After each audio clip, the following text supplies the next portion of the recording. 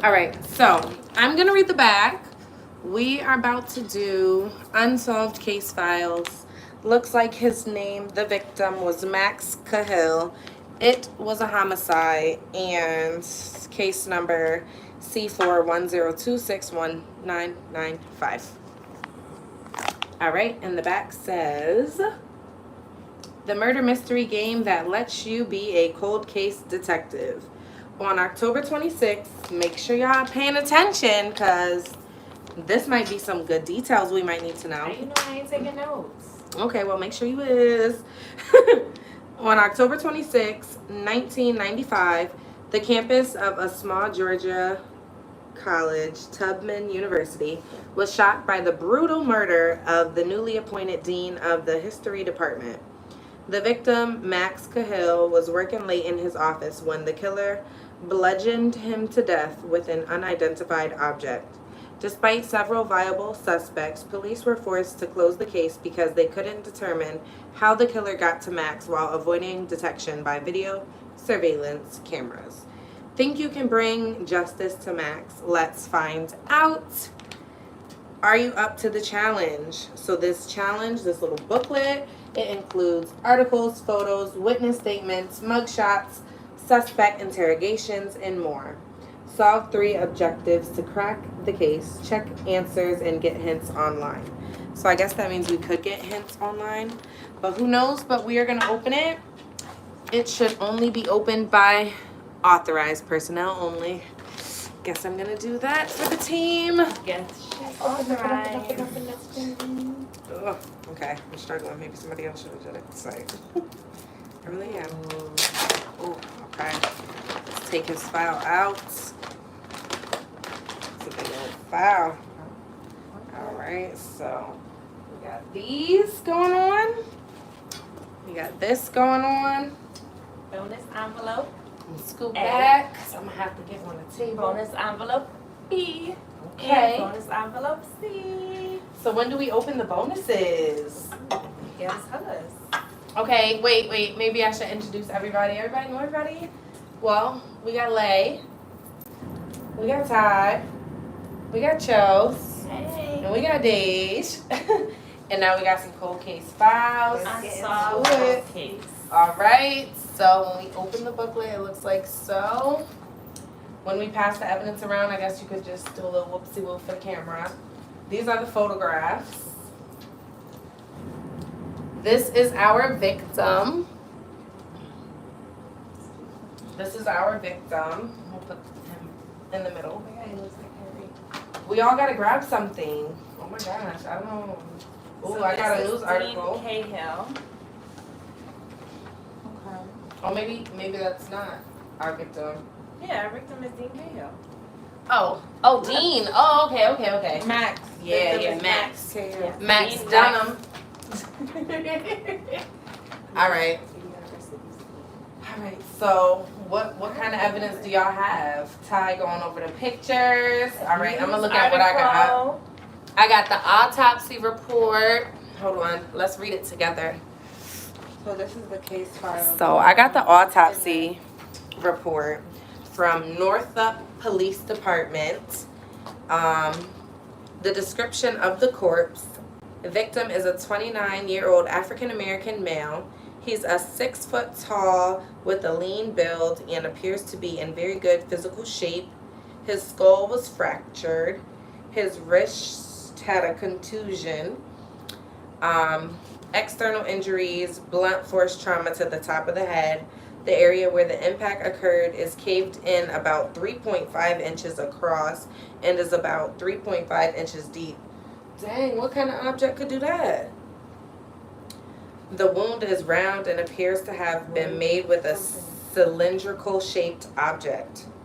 Victim also has a mild contusion on the left wrist. He was pulled or yanked or just on his wrist. Oh, on his wrist. Internal injuries, extensive fracturing of the skull, severe damage to the brain on the frontal and parietal lobes. Sorry if I said that wrong. Cause of death was blunt force trauma to the top of the head. Victim died almost immediately. According to the victim's body temperature, the time of death is estimated to be between 8 p.m. and 9 p.m. That's important, guys. Thursday evening. Rigor mortis observed in the body supports this time of death. The manner of death. Sorry, toes of lay. Victim was killed in a sitting position by a forceful strike to the head from above with a blunt, round object. The angle of impact indicates a downward trajectory, nearly straight down at a 90-degree angle. Last thing, narrative comments. The damage to the skull was almost perfectly symmetrical, suggesting an impact from something cylindrical, roughly the size of a softball. The impact caused extensive damage, indicating that A, the blunt object was considerably heavy, B, the killer had great strength, C, the killer was fueled by rage, or D, all of the above. I'd say D. So that was the autopsy report. We'll leave that there. It's read and done. What y'all want? It's mad at this stuff in here. What y'all want? Yeah, like, so what, how do we start? What we gotta do? I don't know. Oh my God. Y'all all want to take these case files? Okay, so hold on. Maybe I should show them all, or y'all want me to pass them So around I have first? Robert Fallon. Ooh. What did Robert do? Let's see. Robert is a person of interest. All these people, I think, are persons of interest. Wow. It's a lot of people of interest. These are the two I have. So Robert Fallon does not have a set address right now. He's in between addresses. Mm-hmm. We don't have an address on file. He doesn't have a contact number. Oh. We have his driver's license. He's divorced. He lives in Georgia. Okay. Date of birth, we have that. Ex-wife took both cars. Individual statement. At 8:23 p.m. All right, now let's go back to our notes, guys. So the death happened between 8 and 9, right? Yep. Okay. Okay. So at 8:23 p.m. His alibi. Thursday, October 26, 1995, I was by myself in old storage shack located out in the woods near the Dale River on the grounds of Tubman University. I'd been in the shack since about 5:15 Thursday evening and stayed there all night long. There isn't anyone who can corroborate my alibi, but there are hundreds of people throughout the Tubman campus who can vouch for my character. My first thing was no one could say his story is correct. Yeah. He could So be how are lying. you somewhere and nobody? And why doesn't the campus have cameras? Okay. What else you're saying, Diane? And the person he put for the individual who can confirm your whereabouts is a former employee. Who? We might His have name him. is Paul Olson. Anybody have him? Can vouch for my integrity. Yeah, but that's not what we're looking for. Oh. All right, what's next? Okay. Northup Police Department witness statement. With curbside pickup for your everyday faves. In-store pickup. All right, hold on, guys. I want y'all to see this piece of evidence. Oh, where's your person? What he look like? Yup, so. And now we about to read something else of his. This is the witness statement form. Oh, that's what he said about the night? Okay. Around 5:30 p.m. Wednesday morning, I was making early rounds and spotted Dean Cahill in a heated debate with a strange guy down by the old storage shack in the woods. I watched in case there was a problem and soon realized the guy looked familiar. The guy went into the old storage shack, and then Max, who'd been out jogging, came my way. I asked if that was Robert, hard to tell as he dyed his hair black, grown out his beard, and was wearing sunglasses. Max confirmed my suspicions. I worked for Robert Fallon for 4 years as his assistant while he was head of campus security at Tubman University. We became close. Our families went boating together before his divorce, and he even helped build my garage. A few months ago, Robert left a note saying he was resigning immediately and moving out of the state. Wasn't like him, and I'd been pretty worried. I asked Max what kind of trouble he was in. He said Robert wanted to keep it private, but I told him as Robert's friend I wanted to help. And as acting head of security, I needed to know. He said Robert was broke from divorce, which I already knew. His wife hooked him up with a shady lawyer who took him to the cleaners. I offered several times to help, but he was proud and wouldn't hear of it. Max said Robert got involved with illegal gambling and quickly ended up owing a lot of money, and now they were after him. So this is Paul's statement. All right, hold on a second. So, we're late at this, but it's fine. We didn't go too far. The first objective is find out how the killer got to Max. When you figure out how the murderer got to the dean, then we have to visit this webpage to see if we're right. After proving how the killer got to Max, that's when we can open bonus envelope A. Sorry, guys. I just read it. So, we have to find out how the killer got to Max. All right. So, how did they get to Max? First off, where was Max? In his office. Yep. He was in his office. Yep, okay, so Max Okay. was at his office. Who was near where he worked? This is Okay. where Max was when he was found dead. Bring it up to me. Oh, wow. Oh, I gotta see these pictures. There it is. Oh, pass it around. We all gotta, let's all see these. You seen them? Yeah, I seen them. Let me get some. Dang, who is these people? Tell us? No? Oh my gosh. All right, guys. So, we're a little slow. But here goes some pictures. I don't know who he is yet, but we're gonna figure it out. We gotta figure out who this is. He probably the security guard at a building. Signatures. Oh, Paul Olsen. Okay. This one is. Hold on, y'all. Let me get it together. Danny Duggum. This right here, I think this is evidence. All of his belongings, it looks like. Because we have a gambling problem card, a student athlete tutor, counseling, a watch, a wallet, a pen, some chalk, some keys, all right, some matches. This is how they found him. This looks like the person who found him, Diane Hart. She looking all sad. Miranda Hart Grimes. She looked like the broken heart wife, girlfriend, side chick. I don't know. Sorry, y'all. Eddie Espinoza. He looked like he just work in a building. Rahisa Shah Jones. She looked like probably the director. And then, oh, he looked owner. It's like he the Professor Eli Davenport. Okay. Remember these names, I think, because they might come in handy. All right. So these are the pictures. Maybe we should have those handy. We need to find out how they got to him.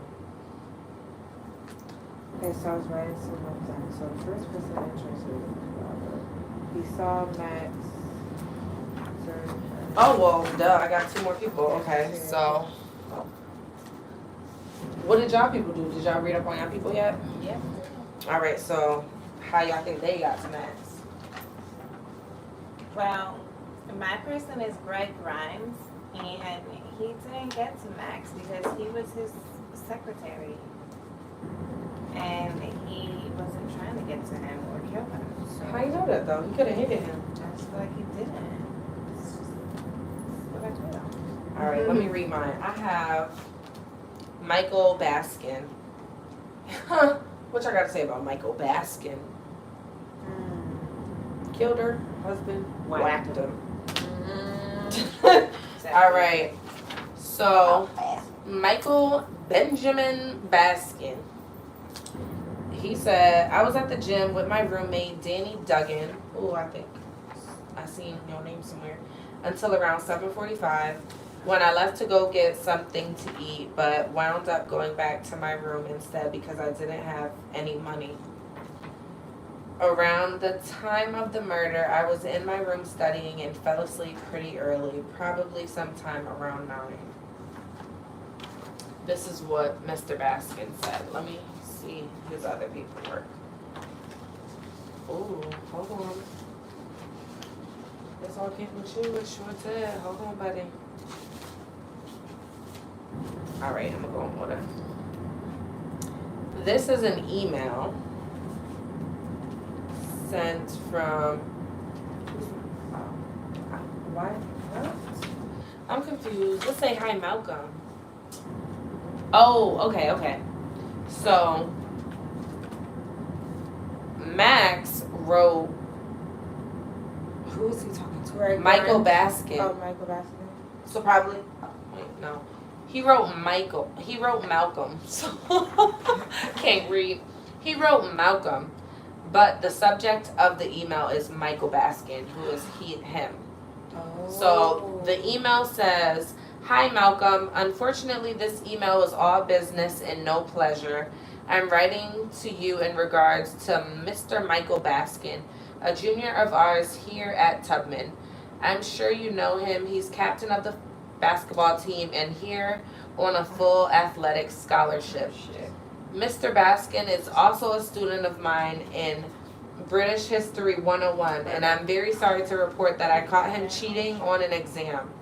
It seems he's most likely done this in the past, as not only have I heard of a few unsubstantiated rumors, but when I talked to him, he said, why can't you just leave well enough alone? Everyone else does. I told him he needed to take responsibility for his grades and his actions, and in frustration, he made an impetuous threat about wanting to take responsibility for seeing me dead. It goes without saying that you're completely against cheating, as am I. Our policy states that he must be suspended and taken off the team. I know it's a blow to him, the team, his family, and even the school. I also know this means he will have to forfeit his scholarship, but the integrity of this institution cannot allow this student or any student to get away with this. I know these actions will have an adverse effect on his future, and I deeply regret that. I also feel we should conduct an internal investigation to find out who, if anyone, has allowed this to go on, but I'll defer to you on that matter.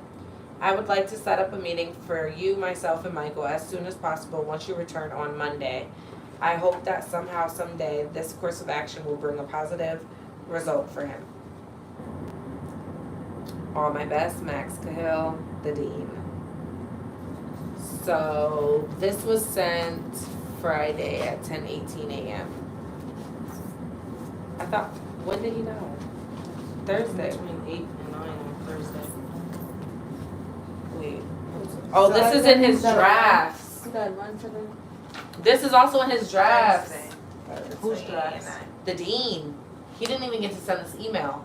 Who was he sending it to? He was sending it to Malcolm Bellevue.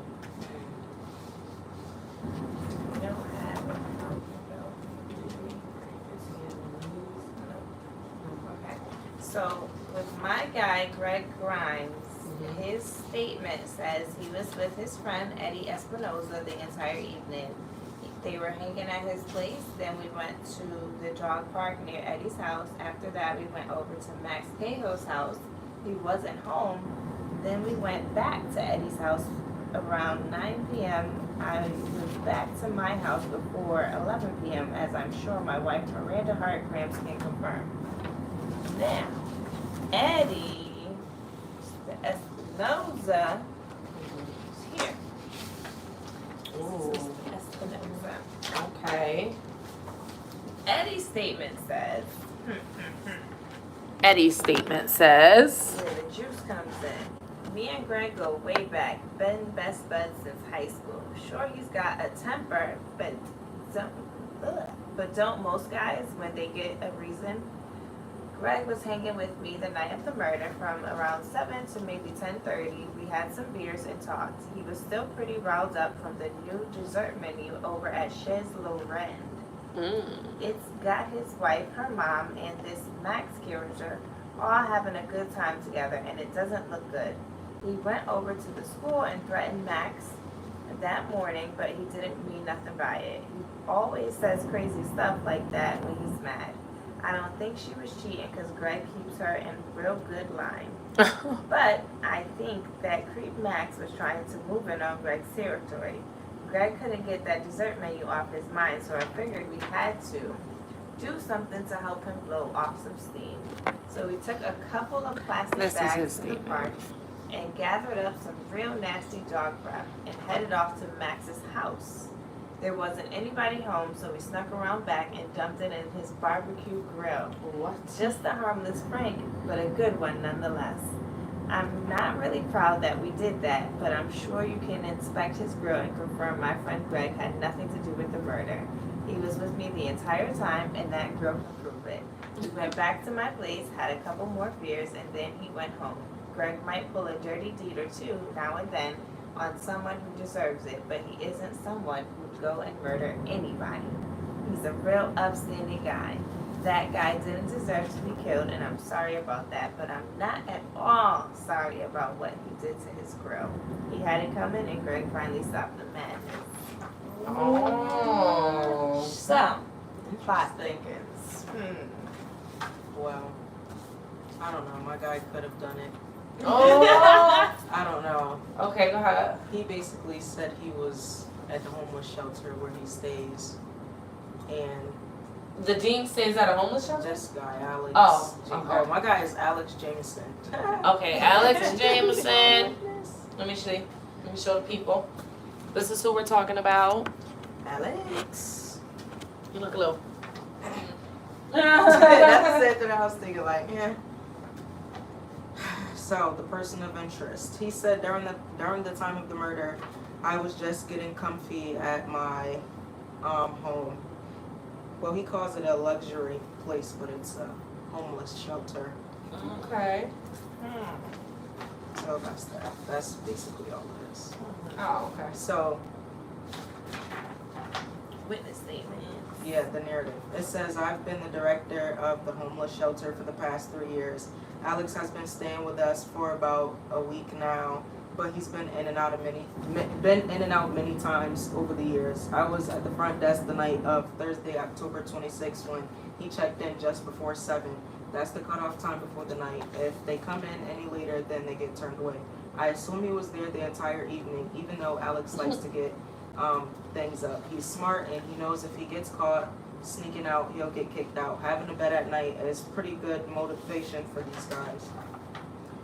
And on the back it says, there was an incident with him later on, though. It was right before 11, which I know because I was getting ready to leave at 11 p.m.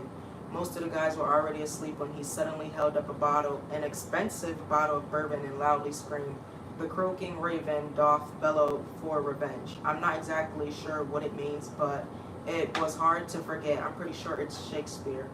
It caused a quite stir up because it was weird. I took the bottle, which was empty, and reminded him that we don't drink at the shelter. I asked him where he had gotten the bottle because it was really expensive, and I knew he didn't have that kind of money. He said it was a lovely gift from his good friend Max. I read about the dean at the school who was murdered. I sure hope Alex didn't have anything to do with it. Oh, wow. So, you know what I mean when I say it's like he could have, but he couldn't. He doesn't have like a full alibi for him being there between 7 and 11. They just know he was there at 7 and 11. And nobody knows. Yeah, no one knows if he snuck out, and they said he's smart. All right, so he could have so snuck out. let me continue because I didn't So do there's only his two witness people. statement. Okay, I was gonna say. All right, so I have Michael Baskin, but the witness statement is from Danny Duggan. I don't know if we have this picture. Oh, we do. Wow. Okay. So this is Danny, and his statement was, I met Michael. I'm talking about Michael Baskin a couple of years ago when we were roommates freshman year. Since that time, we've become great friends and we're still roommates. He's an amazing basketball player and extremely driven to make it to the pros. I think he's got a great shot at it too, if he can bulk up and put in a couple more strong seasons here at Tubman. Anyway, last Thursday evening, Michael and I were at the campus gym. I've been working there since freshman year and I'm the assistant manager now. We had the place to ourselves after 7:15, so we decided to do a few supersets. I was going to close up early around 8:30 when we were done. Michael got lightheaded and almost passed out while doing concentration curls. I've seen this happen with him before when he hasn't eaten much, so I told him to go grab a pizza for both of us while I finished up, but he ended up going back to the dorm instead because he didn't have any money on him or his student spending card. He left the weight room at about 7:45, and when I got back to the room around 8:45, he was asleep in bed with a British history textbook tucked under his arm. Oh, so maybe he's not a guy. They also gave me this, but I didn't read it. Should I read it? Is that everybody? Yeah. Oh, there's one more guy. The I professor. already know how they want to sit. I know, but we can't go past step Professor one. Arthur.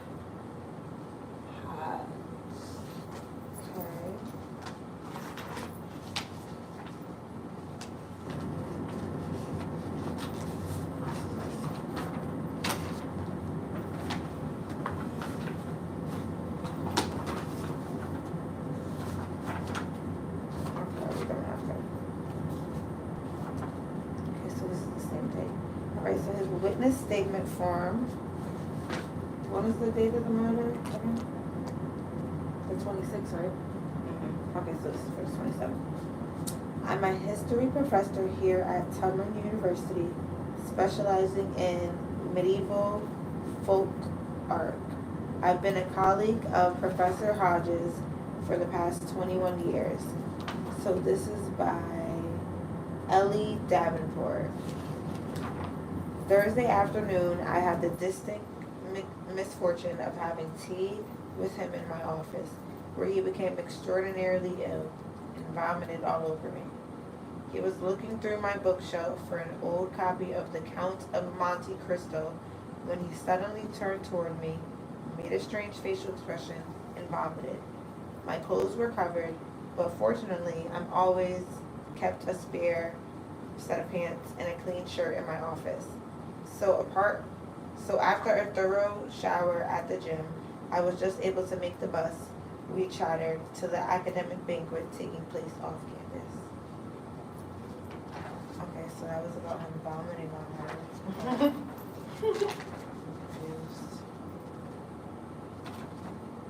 Alright, so this is from him, person of interest.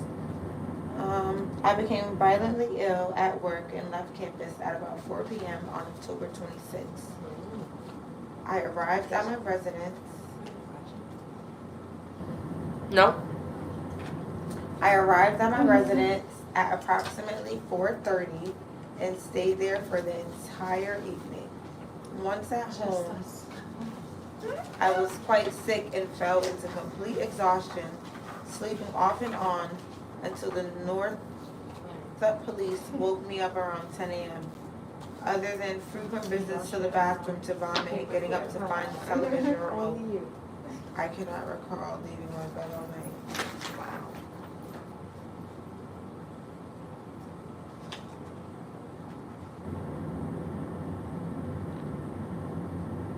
Okay, so we're all stuck. That's a lie. Oh, okay. I feel like this is like something you need to like. Okay, take home so and study. she said, We studying. yeah, I know this is the first thing I found out, but she said my clothes were covered, but fortunately I always kept a spare set of pants and a clean shirt in my office.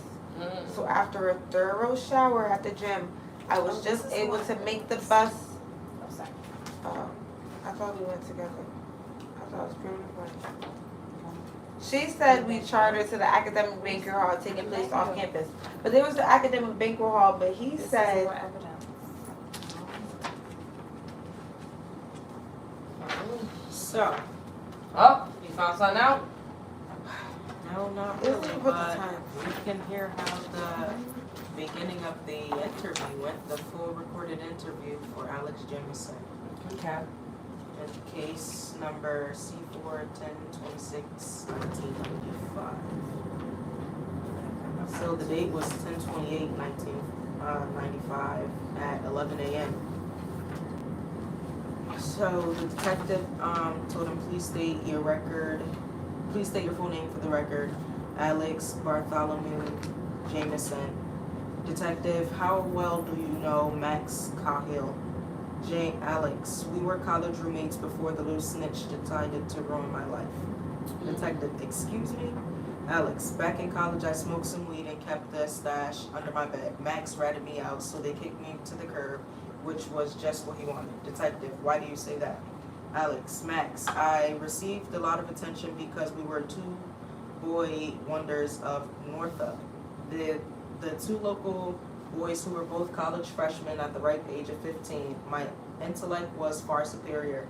Anyway, he wanted the attention for himself, so the little bastard set the sights up on procuring me one-way ticket to Inferno. Detective, sounds like you bought and paid for the ticket all by yourself.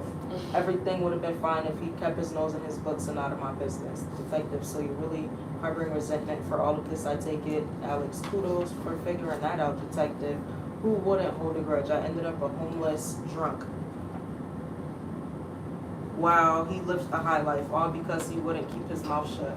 I should have shut it for him a long time ago. Oh. Detective, I know, right? Crazy. Shut him up for it, how? Alex, don't even go there. I wasn't suggesting that I do him in. Detective, I see there you've accomplished a lot with your superior intellect of yours. 3 arrests for DUI, 1 for assault and battery, 2 for breaking and entering, 1 for domestic abuse with a restraining order, and another 1 for selling drugs. Alex, and I've got Max to thank for all of it. Detective, taking responsibility for your own actions ever occurred to you? Alex, hey, he pushed me off the cliff. Gravity did the rest. Detective, I see that you visited Max a couple times recently at his office. About a week ago, you barged in, clearly drunk, and said, I'm gonna read this off the statement. And I quote, hey, old buddy, remember me, the one you threw under the bus? Doing pretty well for myself, huh? You better watch it, cause I learned a thing or two in the slammer about how to deal with a snitch. Sound familiar? Alex, don't remember. Detective, and on your second visit, the day Max was murdered, it sounded like you were actually quite well-mannered at first, at least until you asked for money and he wouldn't give you any. I understand you smashed up a bunch of his expensive liquor bottles and then said something like, and I quote, you are going to pay for what you've done. Suppose you don't remember any of that either? Alex, nope, none of it. Detective, let's try to jog your memory again, shall we? I hear third time's always a charm. Alex, where were you between 8 and 8:30 Thursday night? Alex, now that I remember, I was over at the ultra posh establishment on 4th Street. Perhaps you've heard of it, the James P. Laramie Homeless Shelter. I call it Jimmy P's. Detective, did anyone see you there at that time? Well, let's see. Yeah, several other drunk homeless guys who never admit to seeing me there because they don't want to talk to cops, but you could probably talk to Rashida over there. She's the only person in that whole place who you trust. So, yeah, that's just how that went. So, he still doesn't have a clear alibi for where he was, but he did want to do him in. What are you going to do? Now. Then? Got a little bit more juice for y'all too. Oh. This is Miranda Hart Grimes. Oh, shit. My suspect's wife. Here's her statement. I'm not even sure what to write. I'm in shock right now and can barely even grip this pen.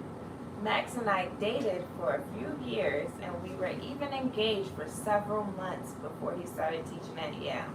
We lost touch but became close friends again when he moved back to Northup. I saw Max several times over the past couple months as my mom was his secretary. I frequently stop in to visit and we all have lunch. I'm the one who found Max this morning. I drove my mom to work because her car wouldn't start. Max had been working crazy hours lately as he had a huge deadline coming up. And mom said he'd been skipping breakfast, so I made some of his favorite muffins to bring with us. His door was open, so I thought I'd bring the muffins in to him while they were still warm. And that's when I saw him. He was lying face down on his desk, and the top of his head was bashed in. There was a pool of blood under his head. It was horrifying. I thought he was hurt, but when I grabbed his hand, it was ice cold, and that's when the shock hit me. I gasped, fell to the floor, and screamed for my mommy.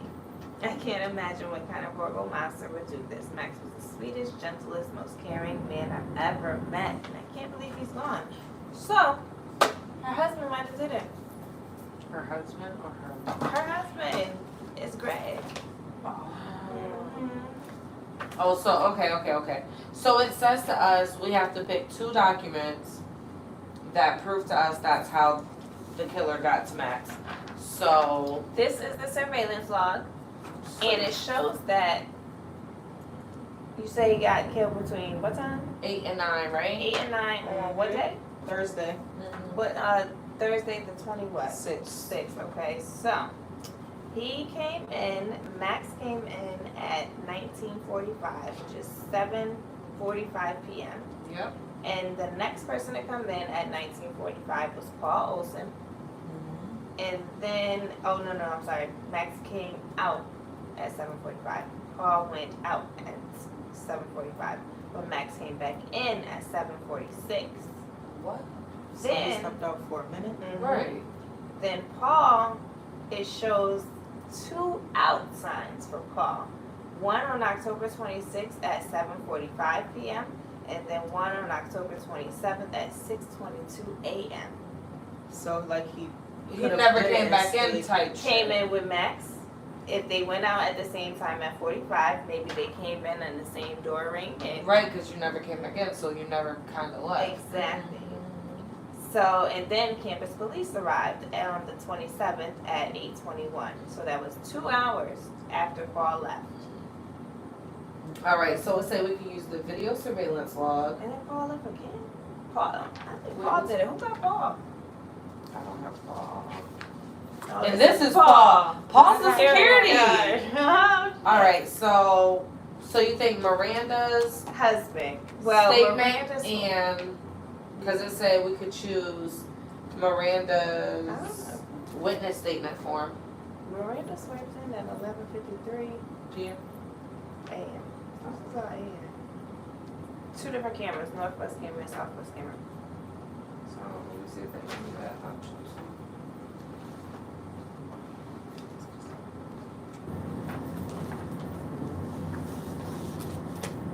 All right, let's just see if we got it from these 2. If not, then we'll just. Right then.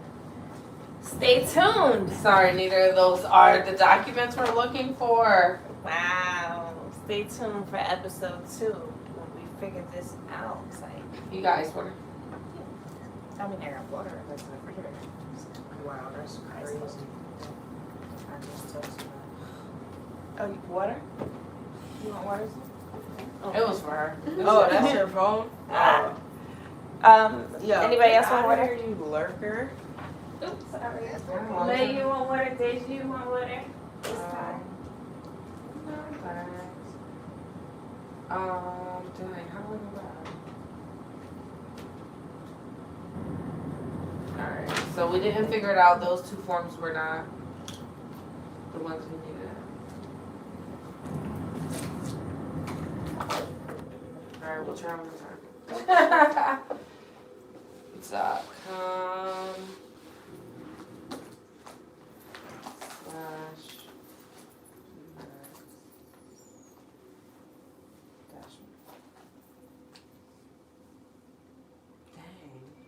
How did they?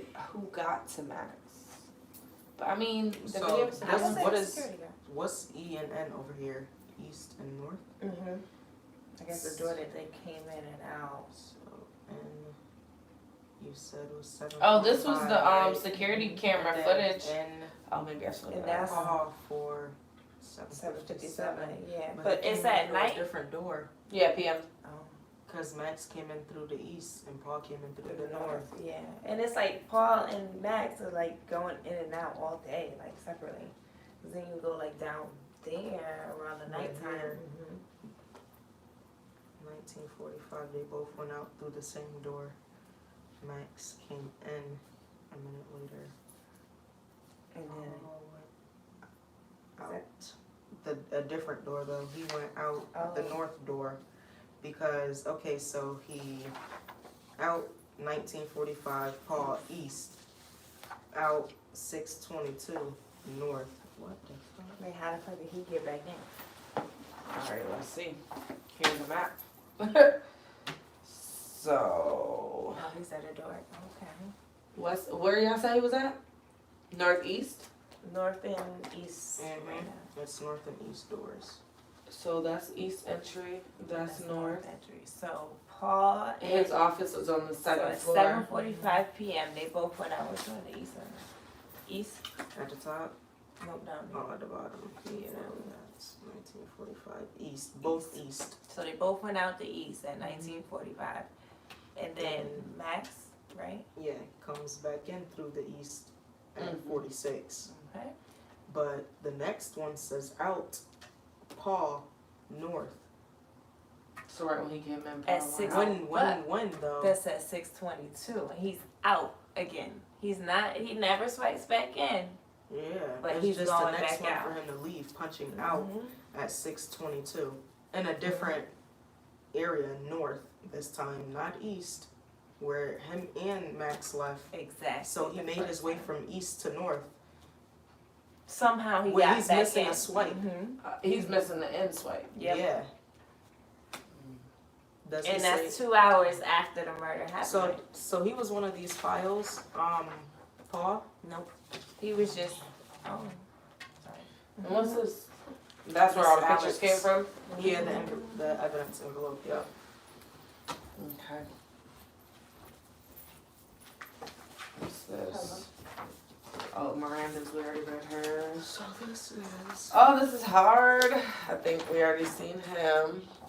So I feel like we should put Greg and Miranda together as husband and wife. So this is the Crazy. description of the evidence.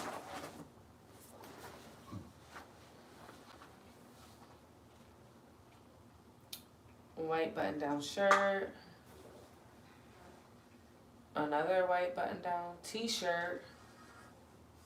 Black suit, black leather belt, blue and red striped tie. Oh wow, it's a lot of stuff. Okay. A leather dress. Who is it?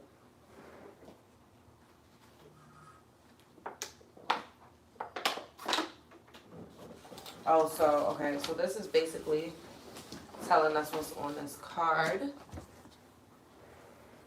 of the evidence that was logged. Ugh. So Double check it though. Make sure nothing's missing. So it says it's no pair of glasses. Oh, they're probably on his face. A chalk holder with white chalk inside. Holder shows signs of being used frequently. Fresh piece of white chalk, slightly used. Red Bic pen. Standard red Bic pen. Diamond engagement ring. That's here. Set of keys with keychain is there. Men's watch. And it shattered. What time did it shatter? Can't tell. So wait, Deja, when you put the thing in the phone, it didn't work or something? Or Mhm. they said it wasn't the document they were looking for? Right, they said with those two documents that I selected, there's, I guess, no way that's how we figured out how they got to him. Yeah, they said sorry, try again. So we have to keep looking. Yeah, and it's two of the documents. Two of the documents tell us how they got to him. But I really feel like the surveillance has to be one, but they said none of the documents that I chose are. Is it this? I don't know what does that. What is that? It's the article about him being dead in his office, but it specifies, well, it doesn't specify, but it just says weirdly, because you guys said it might be the security guard. Somebody, So wait, what did you choose? Sorry. I chose Miranda's statement, and I chose. newspaper article. No, I didn't choose newspaper. I chose. Okay. What the heck was it? The surveillance tapes or something. No, the check-ins whenever they come in. Wait. Oh, Chelsea has it. You're on the site? Mm-hmm. Okay. You just choosing anything? Mm-hmm. Who was the security guard? His name is Paul. Paul Right? Olsen. What does it say in the little thing? What was weird? Paul says Dean Cowhill was working late Thursday night while the rest of the history department faculty attended a banquet in downtown Atlanta. Acting head of Tubman University Secretary Paul Austin states, I personally checked to make sure everything was secured in the building that night, with the dean locking the main door behind me. We're not sure how the killer got to him, but we have security footage of all four sides of the buildings. So it's just weird. Because they're not sure, and there's security footage on all four sides of the building.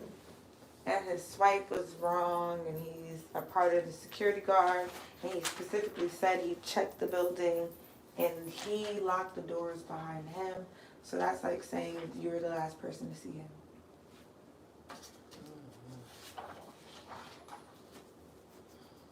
Which is weird. Okay. What didn't I see? You think if we open it without knowing, it'll throw us off? Did you put the two? No.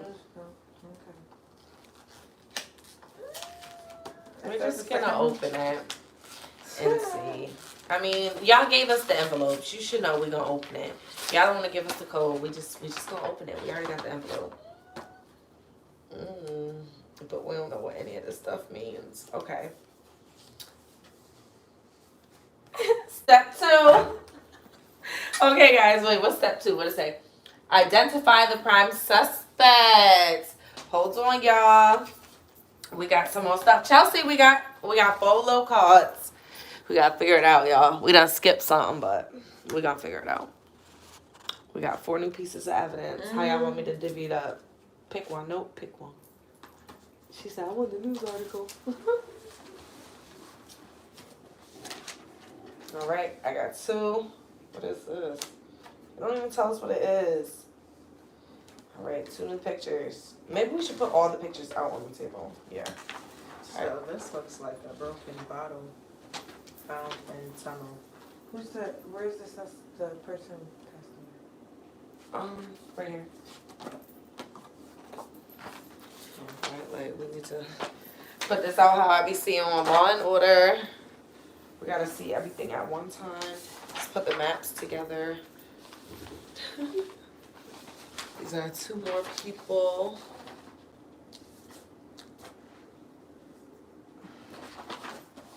You're so silly. What? I didn't realize what you meant when you said you see your soap in the bathroom. Yes, ma'am. Yeah, so we opened it anyway. The right says, oh, we did? Yes, we What did. did we Make sure figure y'all go out? shop. Huh? What did we figure out? We got 4 more pictures. No, we got 2 more pictures, 3 more pictures, and a news article. So, we gonna have a part 2 when we figure out more information. Because objective number 2 is identify the crime suspect. All right, so we're going to cut this vlog a little short. If you guys want another vlog like this, make sure to drop it down in the comments and we'll do it again. But right now, we're going to enjoy each other's time and try to solve this because we got to put our minds together. Yes, and actually read these documents. Because Both this pages is not going to be like- done in an hour, which we should have figured because the cops ain't even figured it out yet. So, we'll see y'all in the next one because this is fun. Bye. Like, subscribe, and follow. Uh-oh now. Uh-oh.